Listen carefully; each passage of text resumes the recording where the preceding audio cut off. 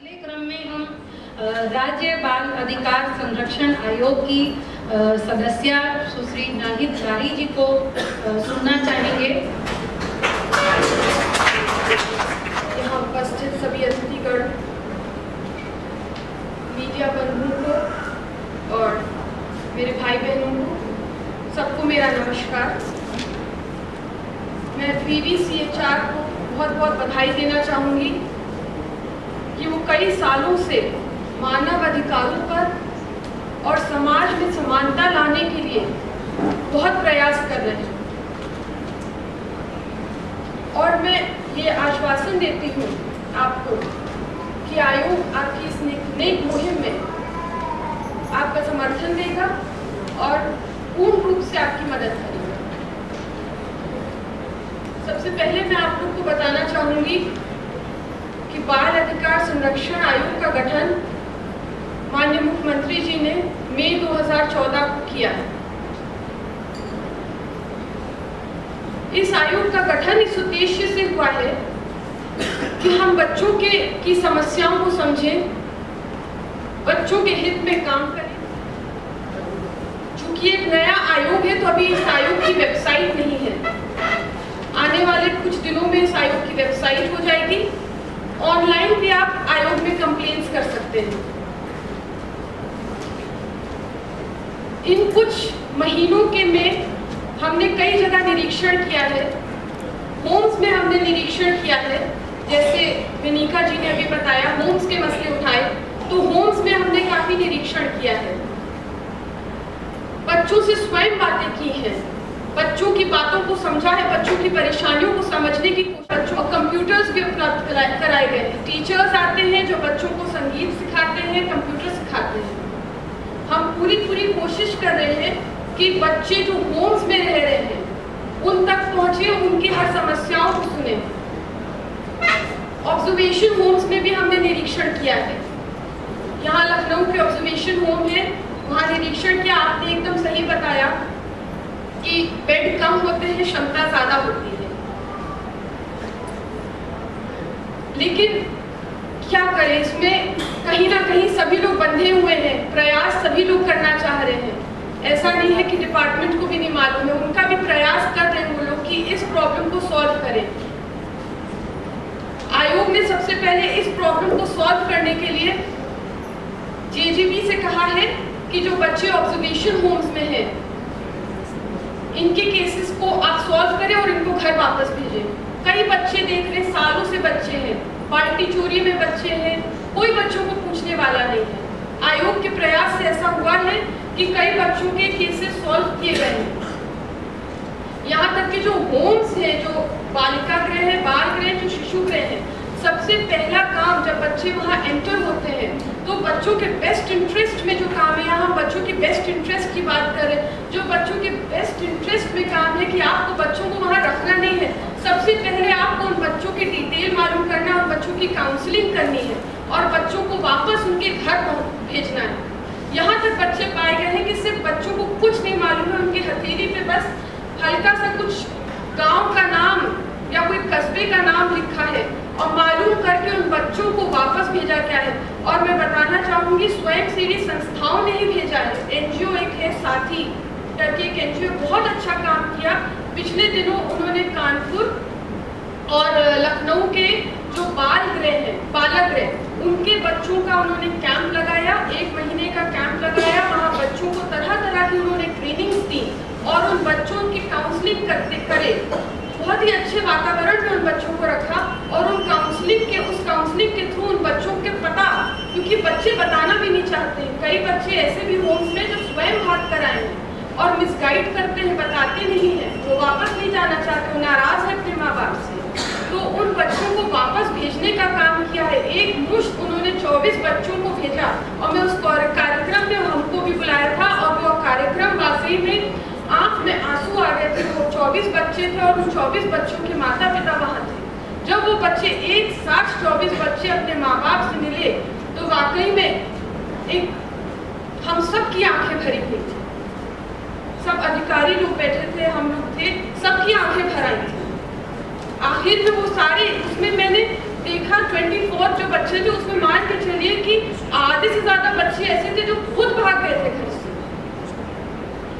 भागने के बाद उन लोग ने बताया कि हम लोग ने कितनी बुरी परिस्थितियों का सामना किया। एक बच्चे ने बताया कि मैं भागा था क्योंकि मैंने गुंडा देखा था, वो गुंडे पिक्चर देखी थी। तो जैसे गुंडे पिक्चर में दिखाया कि वो कुछ करना चाहता है, तो वैसे मैं भी कुछ करना चाहता था, इसलिए मैं भाग गया। एक बच्चा इसलिए भागा क्योंकि उसकी माँ उसको आंगन में धुलाई करवा देती थी कि कोई है नहीं बेटा धो दो, तो वो आंगन की धुलाई से बचने के लिए वो घर से भाग गया। उसके बाद उसने कितनी बुरी परिस्थितियों का सामना किया एक धुलाई से बचने के लिए, कितना उसका शोषण हुआ कि उस बच्चे ने सब माफी मांगी अपने माँ बाप से। आप कह नहीं सकते, आप समझ नहीं सकते कि बच्चों के दिल में क्या चल रहा है, बच्चों के दिमाग में करेंगे। ऑलरेडी गोरखपुर में विजिट हो चुका है, जालौन में हुआ है, हमारी अध्यक्ष मैडम आज बहराइच में है, वहाँ का विजिट कर रही है, वहाँ के मसलों को देख रही है। तो हम लोग मुसलसल ये प्रयास कर रहे हैं कि जमीन पे जाकर काम करें, आयोग को लखनऊ सेंट्रिक न बनाएं। हम पहुँचे, हर एक डिस्ट्रिक्ट में पहुँचे, हर एक चीज़ को देखें। हमने कई स्कूल्स भी विजिट किए हैं, प्राइमरी और माध्यमिक स्कूल्स जो विजिट कर रहे हैं, वहाँ तो बहुत बुरा हाल है। मतलब जो पॉलिसीज हैं आपकी वो जनता के लिए है, लेकिन उन बेचारों को ऐसा फील करा दिया जाता है कि वो चैरिटी किया जा रहा है उनके ऊपर जो है एक बहुत बड़ा क्या कहें, बहुत चैरिटी का काम कर रहे हैं कि हम तुम्हारे बच्चों को यहाँ पढ़ा रहे हैं, उनको ऐसा फील करा दिया जाता है। इस फीलिंग की वजह से वो कुछ कह नहीं पाते, जो मन में आए दे दिया जाता है। दिया ना दिया, यूनिफॉर्म्स देना अनिवार्य नहीं देते हैं, किताबें नहीं देते हैं, खाना मिड डे मील का बहुत बुरा हाल है।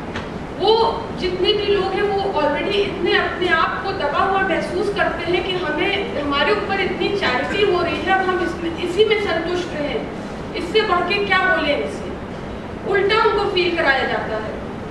अभी पिछले दिनों हमने उन्नाव में विजिट किया था। उन्नाव में एक घटना हुई थी कि मिड डे मील में छिपकली, ये दोपहर का मामला था। जैसे ही आयोग के संज्ञान में आया, हम लोग वहाँ फौरन पहुँच गए। वो सारे बच्चे हॉस्पिटलाइज्ड हुए, सब बच्चे हॉस्पिटलाइज्ड हुए। बीएसए को बुलाया, सीएमओ को बुलाया, सब अधिकारियों को ऑन स्पॉट वहीं हॉस्पिटल में सबको बुलाकर हम लोग ने पूछा कि ये बच्चे कैसे बीमार पड़ गए, आपने क्या कार्रवाई की। तो सबसे पहले वो बोले हमने कार्रवाई जो है ये की है, जो रसोइया है उसको निलंबित कर दिया। हमेशा छोटा छोटा जो होता है, जो छोटे स्तर का जो होता है, सबसे पहले उसी के ऊपर गाज करती है, जबकि ये नहीं सही है। उसका काम खाली पकाने का है, मॉनिटरिंग करने का काम प्रधान अध्यापक का था, सह अध्यापक का था। आप मानिए, आप यकीन मानिए ना, उस दिन प्रधान अध्यापक भी नहीं मौजूद थे वहाँ स्कूल में, न सह अध्यापक थे। जब आयोग ने पूछा तो पता चला कि वो छुट्टी पे है, वो कई दिन से आए नहीं है और उन्होंने अपना लिखित में कोई छुट्टी भी नहीं दी थी। जब आयोग ने इसमें प्रोबिन किया तो प्रधान अध्यापक के ऊपर सख्त से सख्त कार्रवाई की जा रही है। शिक्षा मित्र थे, शिक्षक भी नहीं थे वहां पे, उनके ऊपर कार्रवाई की जा रही है। और हमने उनसे कहा है कि आगे से उन्नाव में, क्योंकि हम यहाँ आ चुके हैं, हमें यहाँ मिड डे मील में कोई भी गड़बड़ी नहीं चाहिए। ऐसे पिछले साल भी हुआ था, 15 अगस्त को लड्डू वितरण किए गए थे। 15 अगस्त को लड्डू वितरण किए गए थे स्कूल में। 200 के करीब बच्चे जहरीला लड्डू खाने से हॉस्पिटलाइज हो गए थे, बीमार हो गए थे। इस तरह के हमारे पास काफ़ी केसेस आ रहे हैं। आंगनवाड़ी भी हम विजिट कर रहे हैं। आंगनवाड़ी बहुत अच्छी पॉलिसी है, बहुत अच्छी योजना है। प्रेग्नेंट लेडीज़ के लिए भी है, छोटे बच्चों के लिए भी है, किशोरियों के लिए भी है, जैसा आपने बताया। लेकिन हाल बहुत खराब है। तभी आपकी बात सुन के मैंने फौरन कहा कि मैं आपके साथ चलूँगी। बहुत खराब हाल है, कोई कुछ करना नहीं चाहता है। लेकिन इसमें एक सबसे बड़ी चीज़ मैंने ये भी देखी कि जो आंगनवाड़ी वर्कर्स हैं वो कहीं ना कहीं ट्रेंड नहीं है। इनकी ट्रेनिंग की आवश्यकता है, उनको सेंसिटाइज करने की आवश्यकता है। उनको खुद नहीं मालूम कि उनका क्या काम है। अगर उनकी प्रॉपर ट्रेनिंग हो, उनको सेंसिटाइज किया जाए, तब उनको समझ में आए कि हमारा क्या काम है। उनको बस अपॉइंटमेंट मिल गया, वो अपना बैठे हैं, उनको समझा दिया गया रजिस्टर में इतने नाम चढ़ा देना, उन्होंने कर लिया। उनको मालूम नहीं है, उनको ठीक से कई चीज़ें नहीं मालूम है। मेरी कई आंगनवाड़ी वर्कर्स से बात हुई और ये सही बात है कि उनको नहीं मालूम, उनको कुछ भी नहीं आता है। तो बजाय इसके कि हम उनको हटवाएं, मैं ये समझती हूँ कि हमें उनको ट्रेन करना चाहिए। आने वाले दिनों में आयोग इस पे भी काम करेगा। हॉस्पिटल्स हमने विजिट किए हैं, हॉस्पिटल्स की भी स्थिति बहुत खराब है। पिछले दिनों हमारी मैडम गोरखपुर हॉस्पिटल में गई थी, वहाँ पे भी बहुत स्थिति खराब थी। तो हॉस्पिटल्स में भी हम जाएंगे, वहाँ पे देखेंगे कि बच्चों के लिए क्या व्यवस्था की गई है, किशोरियों के लिए क्या व्यवस्था की गई है, प्रेग्नेंट लेडीज के लिए क्या कर रहे हैं। इन सब पे आयोग जरूर काम करेगा। आपने एक मुद्दा उठाया था डिसेबिलिटी का।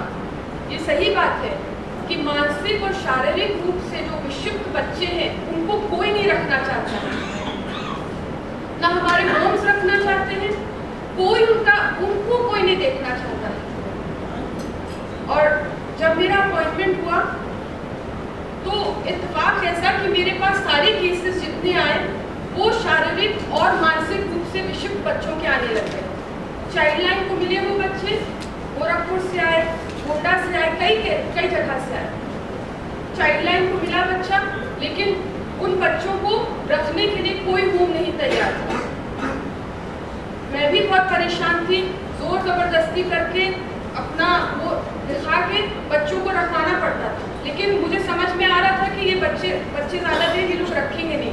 बहुत मैं परेशान थी कि कैसे इस समस्या का कैसे कुछ तो निस्तारण किया जाए, कुछ तरीके से इस समस्या को सॉल्व किया जाए। क्योंकि मैं सब जगह विजिट करती रहती हूँ, तो मैं एक संस्था को मैंने विजिट किया। आई डोंट नो अगर आपने संस्था के बारे में सुना है, दृष्टि संस्था है, यही लखनऊ में है। ये स्वयंसेवी संस्था है। ये मानसिक और शारीरिक रूप से विक्षिप्त बच्चों के लिए ही काम कर रही है। करीब 100 बच्चे हैं इनके पास। स्वयंसेवी संस्था कुछ सरकार से ही नहीं ले रहे थे, और मैं वहाँ गई और मैंने वाकई में हमारे होम्स ऐसे नहीं है।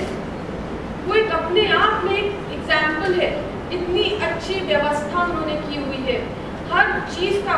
आप यकीन मानिए, मानसिक और विक्षिप्त शारीरिक रूप से जो बच्चे हैं वो वहाँ पे इतने अच्छे से पढ़ रहे हैं, वो इतने अच्छे उनके आर्ट एंड क्राफ्ट इतनी अच्छी कर रहे हैं, बहुत अच्छा काम कर रहे हैं। जो थोड़े बड़े बच्चे, जो थोड़ा बड़े लड़के, उनके लिए उन्होंने जो है हैंडलूम्स लगा रखे हैं, तो वो कुछ नहीं, अपना बैठे बिनाई करते रहते हैं, और बहुत अच्छा। और इतना आप जाइए उस संस्था के अंदर तो आपको एहसास नहीं होगा कि यहाँ पे इस किस्म के बच्चे हैं। क्योंकि डिसिप्लिन, इतने प्यार ने प्रयास किया, सरकार ने प्रयास किया, डिपार्टमेंट ने प्रयास किया, तो एक बेबी स्टेप हमने लिया है। दृष्टि संस्था को 100 की क्षमता महिला एवं बाल कल्याण ने दी है कि वो 100 बच्चे और रखेंगे। उनको एक सेपरेट उन्होंने बिल्डिंग, अपनी बिल्डिंग के पास सेपरेट बिल्डिंग रेंट पे ली है, और वहाँ पे 100 बच्चों की उनको क्षमता दी गई है कि 100 बच्चे आप रखिए जो मानसिक और शारीरिक रूप से विक्षिप्त हैं। कानपुर होम से कई बच्चे आए, लखनऊ होम से कई बच्चे गए, क्योंकि जो होम्स है वहाँ पे उनकी देखभाल ठीक से नहीं हो रही थी। तो इस तरह का प्रयास आयोग मुसलसल कर रहा है। हमारे सामने डिसेबिलिटी एक बहुत बड़ा चैलेंज बनकर आया है, क्योंकि ये जो बच्चे हैं, ये जो डिसेबल्ड बच्चे हैं, इनको तो कोई बच्चा भी नहीं मानने को तैयार है, इनको तो कोई इनका हक भी देने के लिए तैयार नहीं। तो ये बहुत बड़ा चैलेंज है हमारे सामने कि हमें इनके लिए बहुत ज़्यादा काम करना होगा। आपने चाइल्ड लेबर पे अभी बताया, चाइल्ड लेबर भी एक बहुत बड़ी समस्या है, बहुत बड़ा समस्या। मैं समझती हूँ कि ये एक बहुत बड़ा कलंक है हम सबके सामने। हम सब मौजूद हैं और छोटे छोटे बच्चे जो है बाल मजदूरी कर रहे हैं। आयोग के पास तमाम बाल मजदूरी के कंप्लेंट्स आए हैं। अभी पिछले दिनों चाइल्ड लाइन कंप्लेंट आया था, यहाँ चूड़ी कारखाना चौक में है, वहाँ छोटे छोटे बच्चों को, और सब ट्रैफिकिंग करके आए थे बच्चे, छोटे छोटे बच्चों से चूड़ी पे नग लगवा रहे थे। हमने फौरन इस पे एक्शन लिया, टास्क फोर्स गठित करवाई और इस पे जो है इन बच्चों को रेस्क्यू कराया। सबसे बड़ी कमी बाल मजदूरों को रेस्क्यू करने में जो मैं जो देख रही हूँ, मेरे समझ से एक टास्क फोर्स होनी चाहिए। टास्क फोर्स गठन नहीं है और ये अनिवार्य है कि टास्क फोर्स हो।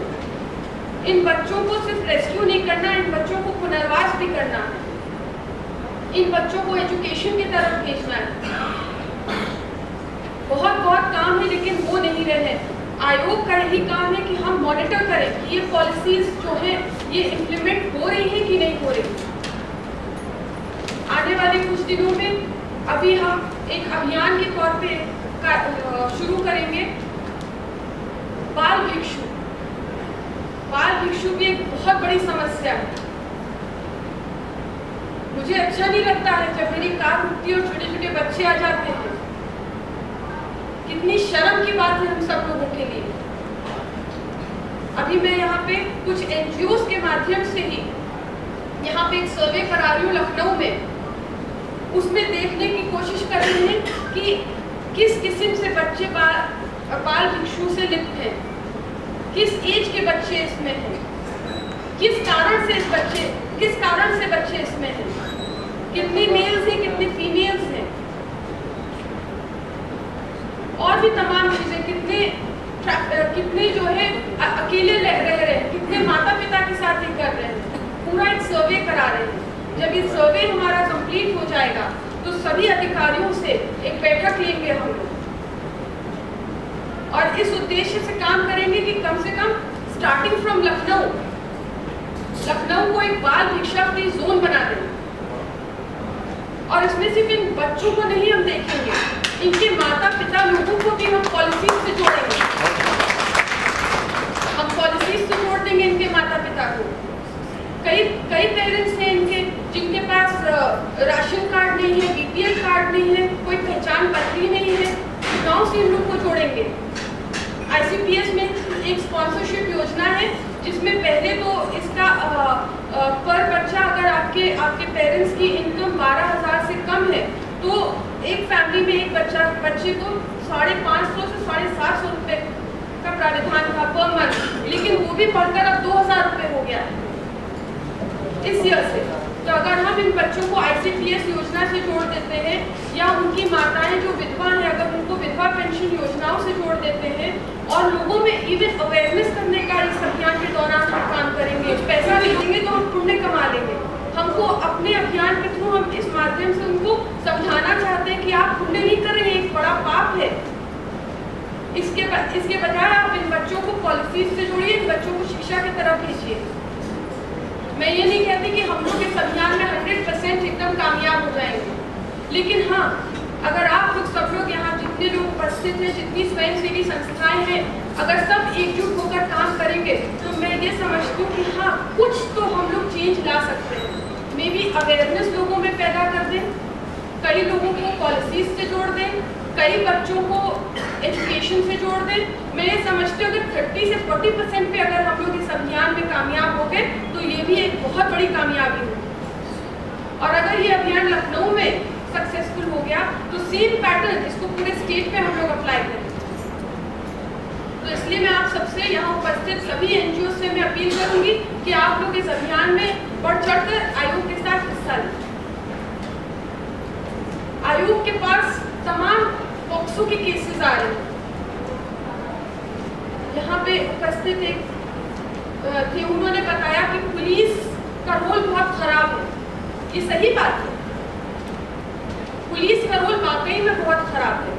आई होप आप सब लोग को मालूम है हम पॉक्सो एक्ट के बारे में आप लोग सब लोग अवगत हैं कि मैं बताऊं? बहुत खराब रोल है पुलिस का।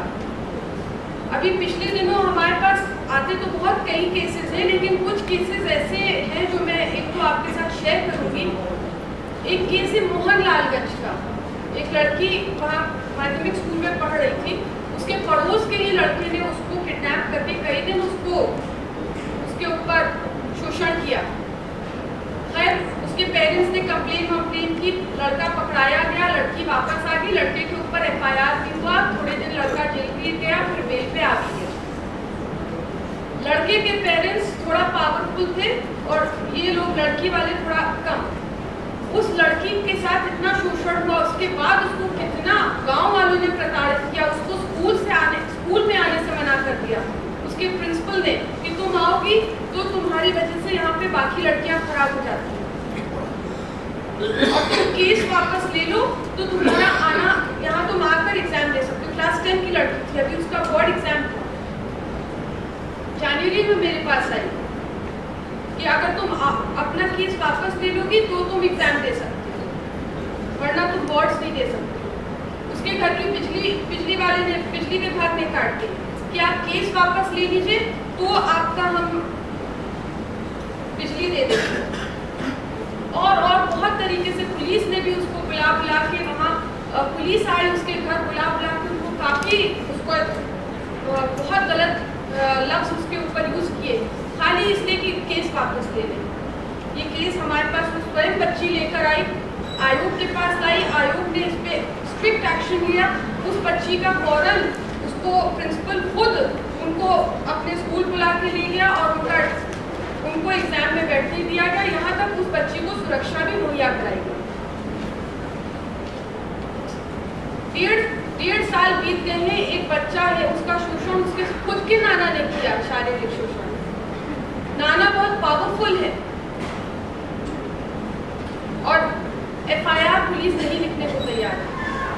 इस तरह के तमाम केसेस आयोग के सामने आ रहे हैं। मैं ये समझती हूँ कि अगर हम वाकई में चाहते हैं, हम सब यहाँ जितने उपस्थित हैं, कहीं ना कहीं हम सबका एक ही मोटिव है कि बच्चों के ऊपर, महिलाओं के ऊपर हो रहे शोषण को, उत्पीड़न को कम करें। अगर हमको इसको कम करना है, इसमें कुछ हम बदलाव लाना चाहते हैं, तो मैं समझती हूँ कि हमें स्वयं पहले अपने अंदर बदलाव लाना होगा। हमें अपनी मानसिकता बदलनी होगी। घर से अपने घर वालों की मानसिकता बदलनी होगी। अगर घर वालों की मानसिकता बदलेगी तो उस मोहल्ले की मानसिकता बदलेगी। अगर मोहल्ले की मानसिकता बदलेगी तो उस सिटी की मानसिकता बदलेगी। सिटी की भी अगर मानसिकता बदल जाती है तो पूरे स्टेट की मानसिकता बदलेगी। फलस्वरूप धीमे धीमे पूरे देश की मानसिकता बदलेगी। बहुत डेवलपमेंट हो गया हमारे प्रदेश में, बहुत डेवलपमेंट, टेक्नोलॉजीज, नई टेक्नोलॉजीज आ गई है, इतना डेवलपमेंट हो गया है। नहीं डेवलपमेंट हुआ है तो सिर्फ मानसिकता में। जो मानसिकता पहले थी औरतों और लड़कियों के लिए, वो आज भी है। बेटी बुलाने के लिए तैयार है, बीवी बुलाने के लिए तैयार है, माँ बुलाने के लिए तैयार है, बहन बुलाने के लिए तैयार है, यहाँ तक दीदी बुलाने के लिए तैयार है। नहीं तैयार है तो सिर्फ उसको इंसान बुलाने। ये एक बहुत बड़ा सवाल हमारे सबके सामने। हमको इंसान का दर्जा चाहिए, चाहे वो मैं हूँ, चाहे वो आप सब महिलाएं हो, चाहे हमारी आने वाली पीढ़ी हो, हमें इंसान का दर्जा चाहिए।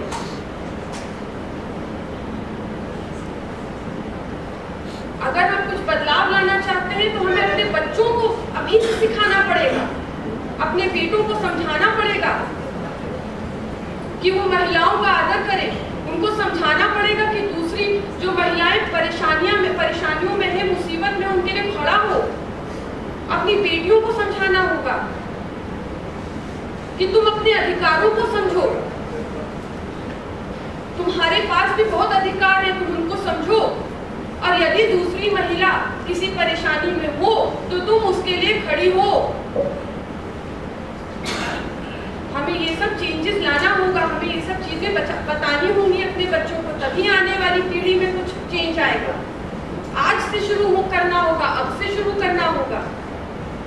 एक बहुत कॉमन सी चीज है जो हम सब लोग अपनी बेटियों से और परिवारों में खुद भी सुनते रहते होंगे।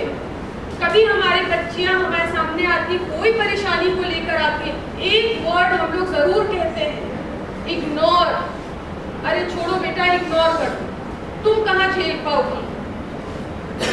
जिस वक्त हम ये वर्ड कह देते हैं इग्नोर, उसी वक्त हम अपनी बच्ची का कॉन्फिडेंस लेवल बहुत लो कर देते हैं। हमें उसको समझाना होगा, stand up against violence, stand up against domestic violence, stand up at work place. हमें समझाना होगा चेंजेस हमें अपने आप से शुरू करने हैं। बहुत ही अफसोस की बात है कि लड़की जब छोटी होती है तो माता पिता उसको बताते हैं कि ये बाप का घर है। ये बाप कहने के लिए तैयार होते हैं कि बेटे का घर है, लेकिन कभी नहीं अपनी बेटियों से कहा जाता है कि तुम्हारा भी घर है। शादी होने के बाद उसको बताया जाता है पति का घर है। कब वो दिन आएगा जब महिलाएं अपने आप कह सकेंगे कि ये हमारा घर है? क्यों नहीं उनसे कहा जाता है उनके खुद के मायके में कि ये तुम्हारा घर है? क्यों नहीं उनके ससुराल में कहा जाता है कि तुम्हारा घर है? ये चेंज लाना होगा अपने अपने घरों से, क्योंकि मैं ये समझती हूँ घर ही मुद्दा है। घर से ही शुरू होती है सब प्रॉब्लम्स।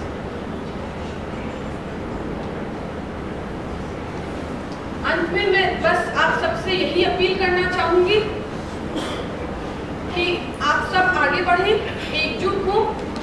हम सब यहाँ मौजूद हैं, हम सब चाह रहे हैं कि एकजुट होकर कुछ बदलाव लाया जाए और सीरियसली काम किया जाए। गंभीरता से हर मुद्दे को उठाया जाए और हर मुद्दे पर काम किया जाए। मैं आपसे यही अपील करूंगी, आप सब आगे बढ़िए, अपनी अपनी समस्याएं लाए हमारे पास और हमसे एकजुट होकर काम करें, ताकि कुछ बदलाव हम सब ला सके उत्तर प्रदेश में महिलाओं की स्थितियों को लेकर और बच्चों की स्थितियों को लेकर। इसी के साथ बहुत बहुत धन्यवाद आपका। बहुत धन्यवाद।